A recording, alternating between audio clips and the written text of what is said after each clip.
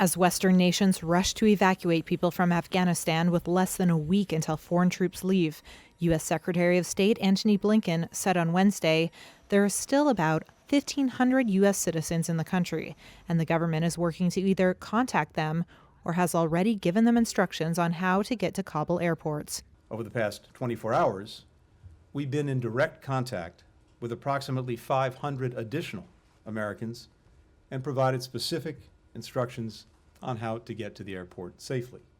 For the remaining roughly 1,000 contacts that we had, who may be Americans seeking to leave Afghanistan, we're aggressively reaching out to them multiple times a day through multiple channels of communication.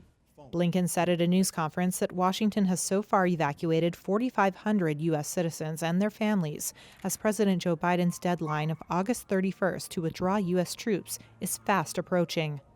Biden's administration has struggled for days to provide specific figures on Americans leaving Afghanistan and how many remain. Blinken cautioned they may change by the hour. From my perspective, he also stressed that there was no deadline on the effort to help people who want to leave Afghanistan.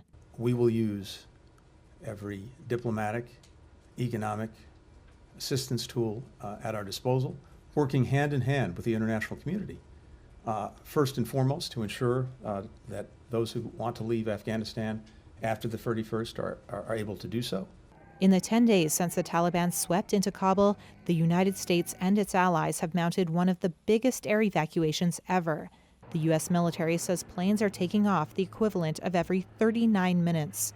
But some Western officials admit many Afghans who have helped the NATO countries in 20 years of war will be left behind to face an uncertain future under the Taliban. We're operating in a hostile environment in a city and country now controlled by the Taliban, with the very real possibility of an ISIS-K attack. President Joe Biden was briefed on Wednesday on contingency plans for the Afghanistan evacuation, as well as the threat from the ISIS-K militant group, according to the White House. Britain's Foreign Office on Wednesday said in a statement that there was a high threat of a terrorist attack.